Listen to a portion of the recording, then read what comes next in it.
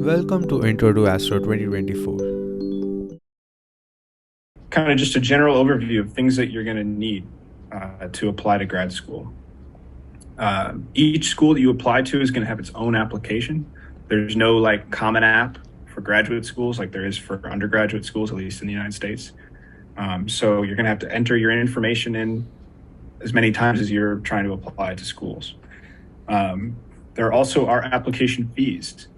Those can really add up. Applying to school can be expensive. However, like we'll see that a lot of places offer fee waivers. We're going to talk about that a little bit. Next, you're going to need what they call a personal statement. It's an essay about who you are and what you've done and why you want to come to grad school. And this is really a chance to kind of show yourself off to the admissions committee of the school. Next, you might need standardized test scores. We're going to talk much more about that later. So I've got 2 asterisks next to it. You're also going to need minimum 3 letters of recommendation. All places require 3. Some will allow you a 4th, but all require 3. Then we're going to talk about transcripts towards the end, and we'll wrap it out with some other as well.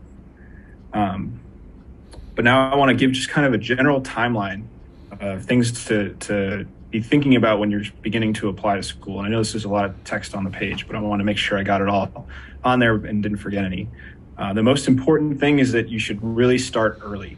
And I really mean early, because most schools have deadlines either December 1st or December 15th. And by the way, I'm talking specifically for physics and astro programs, by the way, but a lot of this applies to other STEM graduate programs as well. So at least in physics and astro, a lot of schools have December 1 or December 15 deadlines. And so that means you might even want to start this process now. Now being the date of this recording is July 18th. So you should really be starting to consider a lot of these things even as early as now, 6 months ahead, because it'll really help you in the long run if you do. One thing that you'll want to do fairly immediately is get your transcripts in order. You can get that from your school. They can be unofficial, as we'll talk about later, but that's something you want to do early because you don't want to be waiting on your school at the last minute to try to send you a transcript so that you can upload it to some website, and you don't want to be dependent on anyone else. You want to have all those in hand. When you get some free time, you want to be filling out these applications, just plugging in all your personal information because you're going to have to do it. If you apply to 10 schools, you're going to have to do it 10 times. And this can be really tedious and annoying, so I recommend watching TV or something and just doing it while you have that in the background. But do that early because, again, you don't want to be on that last night on, December 14th, and you got to upload all your personal information and it's a huge hassle, and, you're racing against the clock. You don't want to do that. Next, if you do have to take tests, the standardized tests, you want to take them as soon as you can, or at least you want to start studying as soon as you can so that you can take them with enough time to give yourself perhaps a second try if you do want that. But again, we're going to talk more about tests later. I have a lot of thoughts on tests. Next, you're going to want to start thinking about your personal statement, even as early as now in July. Certainly into September and October, you want to be writing that personal statement so that you have time to give it to others to get feedback. And lastly, and this one's really maybe the most time dependent, is you want to ask for these letters of recommendation really early. I've given a kind of rule of thumb here of 10 weeks before the deadline, and that would roughly be October 1st. But earlier is better. You're more likely to get people to agree to write letters if you ask early, and you're more likely to get better letters if you ask early, and they will be much happier with you if you ask them early. So just generally, asking 4 months in advance is not unheard of. Don't feel like you're going too early.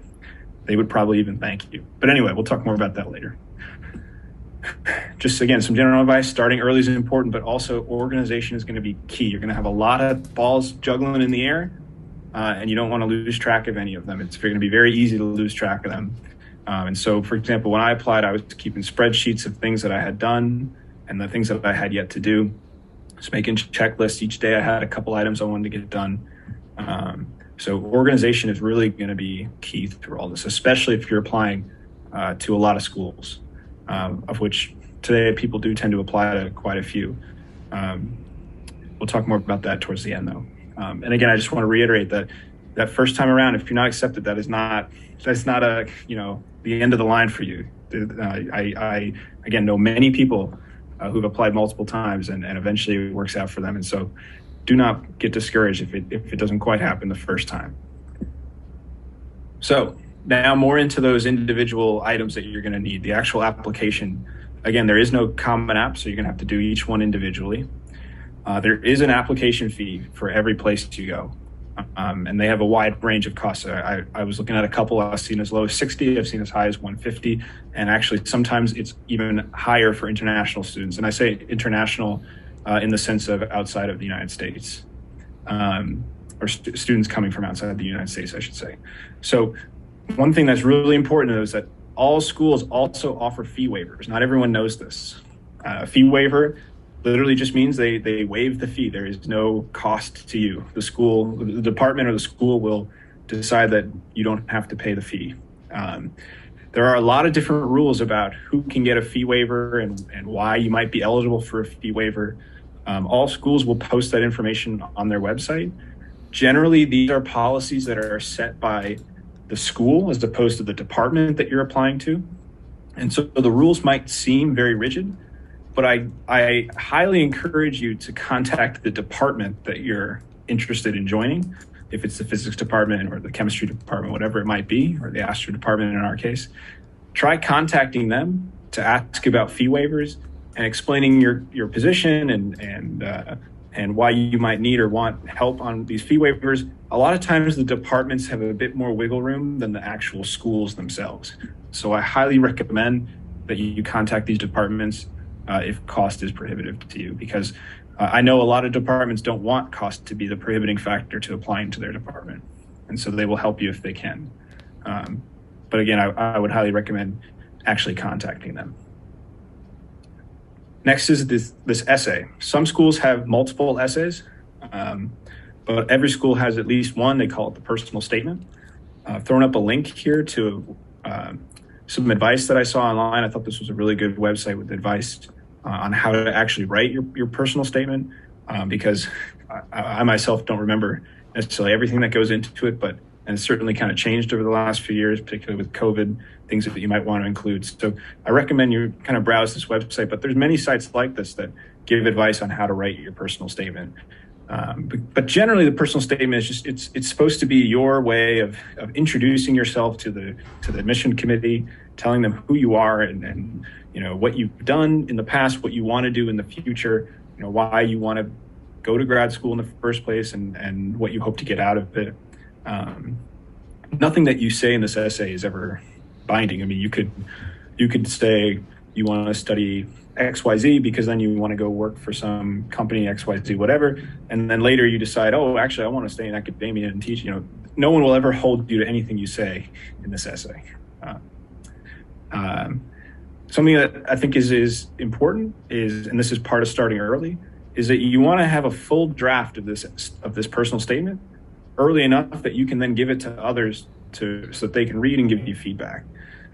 People that might give you feedback are the first three people I would ask are my three letter writers. Hey, will you also give this a quick read and give me some feedback on it? You could ask parents, you could ask friends, you could ask grad students who are already in school. You could ask professors that you've worked with in the past. Feel free to reach out to these people, because the worst thing they can say is, no, I don't have the time to read it. But if they do read it, they can probably give you some really good advice. That said, if you do give it to a lot of people, you're going to get a lot of advice. And some of it's going to be great advice. A lot of it's going to be good advice. Some of it's going to be bad advice. A lot of it is going to be contradictory advice. Don't feel like you have to take all of it. It's still your essay. It's your personal statement. So don't let too many cooks in the kitchen, rip apart your statement. It's still yours. In the bottom here, I've included just kind of they're calling it a classic application prompt. I took this right off that website that I've linked above. This is generally what these prompts look like, these personal statement prompts. They say, why are you interested in school? Why do you want our department? And then talk about your areas of interest and future career plans. This is what a general prompt looks like. Next, we get into the topic of standardized tests. Now, historically, there are these two tests, the general GRE and the physics GRE. The general GRE is 3 sections or 3 topics. It's like language comprehension, I think it is. It's like reading paragraphs and then answering questions about the content of those paragraphs. And a lot of things on like word choice and definitions. Then there is a math section, which is usually algebra and geometry, some statistics, things like that. And then there's also an essay section. That's the general GRE. Then there's the physics GRE, which is I believe it's 100 questions, multiple choice questions. You fill in the bubble, and they're entirely physics topics. They're a whole range of physics topics. They're really the questions are supposed to span the entirety of like an undergraduate education in physics. My personal opinion, both of these tests are not good tests. They have a lot of biases to them. They are gatekeepers in many ways. They're very expensive. They cost hundreds of dollars just to take. They cost even more if you want to buy the books and potential tutoring to go with those books. This is a very expensive endeavor. And so it's not very open to everyone, quite frankly. And a lot of people in the field, astronomy, physics, recognize this and are starting to take the steps to no longer require or even not accept these test scores. And so I urge you to when you do have a list of schools that you are interested in applying to, make sure you check out if these test scores are not required or not accepted. There is a difference. Not required meaning you can submit them if you want. Not accepted means do not even submit them. We don't want them. Personally, I hope in the next year, 2 years, I hope in the very near future, all schools move to a not accepted policy. I don't know if that's imminent, but I certainly hope it's moving that way. I know, for example, my school, University of California, Irvine, we have moved to a not accepted phase. So do not even send us. Both tests, by the way. Don't send us the general. Don't send us the physics. They don't want to see it. Some schools are not accepting the general, but are still requiring the physics. So these, you might have one or the other accepted or not. These are things that you should really check out when you're applying or choosing schools to apply to. In particular, because the general GRE, you can take, I think, almost any day of the year. You just kind of sign up and there are testing locations all around the country or even world. You can just go take these tests. I think you can even take it online now. The physics GRE is only offered twice a year. One in like September, I think, and one in October or November. So if you don't sign up for those 2 exams out of the year, you miss them. And so then if you needed a score to apply to a school, then you don't have them. That's another reason why I hate the physics GRE. I don't even think it really tests very well, like physics understanding. I mean, it's just really a bad test. And I'm very thankful that a lot of places are not requiring it anymore or not accepting it. And so all this said, I personally know people who have specifically not applied to schools that require one or both of these tests. And I would urge you to consider that as well, if this is something that you don't want to do or can't afford to do or don't have the effort and time to do. The field is moving towards not requiring them, and some places are being stubborn and holding out. And so in some ways, we could use like the power of the people. If many people don't apply to these schools, then maybe they'll get the hint and drop these requirements. So something to consider. Now, if one of the schools that you really want to go to for a variety of reasons does require them, then maybe that's worth taking them. But it is worth investigating or thinking about to yourself, is it worth pursuing these tests? And how much am I going to get out of taking them and applying to the schools that require them? So that's a thought on standardized tests. Next are the letters of recommendation. So again, every school requires 3 letters. Some schools will allow you to submit a 4th, but all require 3. And this is something that you really, really, really want to start early, because these professors and even postdocs, they are so busy. They write a lot of letters for a lot of people, and it's really a very taxing kind of job to do. But in many ways, it's like the one thing that they can give back to us. We give them, if you worked for someone in your undergrad, you've given them a lot of your time and effort to do research for them. Kind of the one thing that they can give back to you is a letter of recommendation. So don't ever feel like you can't ask for a letter. In some ways, it's the unfortunate currency of academia, or these letters of recommendation.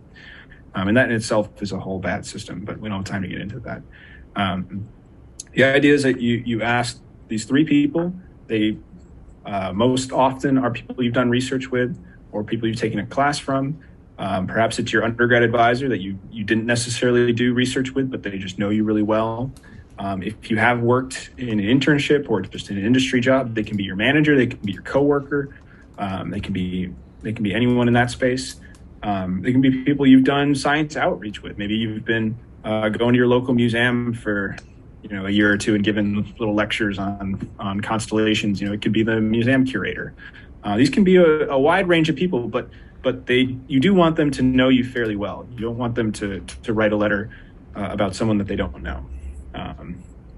And so the other thing, though, is that it's okay to ask different people for different reasons, or to ask them to focus on different aspects of you. You might have an advisor that you did research with, and they'll know you really well from a research and work perspective. Then you might just you might ask a professor who you took their class and you just really enjoyed it. You didn't do research with them, but you enjoyed the class, you enjoyed them, and they, you went to office hours a lot and they know you. Feel free to ask them to give more of like a general background of who you are as a student as opposed to who you are as a researcher. And so different letter writers can focus on different parts of who you are and different parts of your story also. And again, because they're so busy, it is okay to, I put in quotes, to bother them. Make sure you're reminding them that these deadlines are coming up. Make sure that you make this as easy as possible on them by providing them with all the links that they need to actually upload these letters to the various applications. Make sure they know their deadlines. Make sure they know if there are page limits, if there's margin limits. I can't think of it if there were, but make it as easy as you can for them, because while they are doing you a favor, you maybe have done favors for them as well. So it is, it's a two-way street, but it is hard on them. So if you can make it easier on them, that's always a good thing. One of the last things are about transcripts. All places will require transcripts. However, almost always unofficial transcripts are okay. And then later they would ask you for an official transcript upon an acceptance. Like I said earlier, get these from your school ASAP, because sometimes it takes processing time and you don't want that to be the holdup when you're trying to hit submit on the night before. So get these early. They're just PDFs. You can save them on your laptop, and then you have them for when you need them. And then just some kind of last things are that, again, each school has their own requirements. So when you've decided to apply to a school, read them all, read the requirements very carefully and know what you need and what you don't need. Some schools will ask for an interview. I was interviewed once and then I didn't get in, but they will ask for an interview perhaps. Don't be intimidated by these. They mostly just want to kind of talk to you, get to know you, kind of get a little more information out of you than what would be possible from just the essay alone. So this sometimes happens. And then lastly, again, talk to people who've done it. Talk to people who've gone through this process, who are in grad school. Talk to people who are professors now, who are on the admissions side. These are all good people to talk to. And then I'm running out of time though, but I do want to mention just a little bit on like how to choose a school or how to choose a list of schools to apply to. And the first thing I would say is ignore this concept of like the prestige of a school. There are schools that are considered, quote unquote, better than others or more prestigious than others. Forget all of that, because when you're applying to graduate school to do research, cutting edge research, it's so much more important to choose a school based on what kind of research they're doing and what professors are there doing that research. So take the time to really look at a wide range of schools and think about what topics you might be interested in, and then find which professors there are doing that kind of research. You can be thinking about, hey, if I were to go to this school, who would I want to work for? Who would I want to be my advisor? Because, I find their research really interesting. And then consider applying to that school.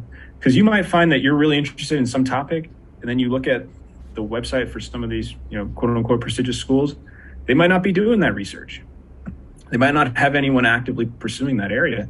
And so then if you were to go there, you're not going to be learning the things that you want to learn, regardless of what the name of the school is. So it's really important to actually kind of work through these websites and figure out what kind of research is actually happening at these schools. And then it also could be really beneficial to reach out to one or two of those professors that you find at each school and just introduce yourself. Hey, I'm applying. I've done this in the past, but I want to do this in the future. I recognize that you're doing this kind of research. Can you tell me more about it? Just kind of open up with a question and get them to talk to you a little bit. I know professors love responding to these kind of things. I also know that they get a lot of emails and sometimes lose your email in their inbox. So it's totally okay to send them a follow-up or a reminder, a week or so later, give them some time to get back to you. But if you haven't heard back, feel free to kind of poke them again and say, hey, just following up on this email. I wonder if you get a chance to read it. But what that can do is it gets your name into the mind of someone already at the school. They might be on the admissions committee. They might be talking to people on the admissions committee. They might help you get a fee waiver if possible. So reaching out to professors, individual professors at schools, just to learn more about the program and about the research that they do in particular can really, really help you in the long run. And then, of course, there might be other factors for which you might choose to apply or not to apply to a school. It might be just physically, where is the school? Might be a really important thing.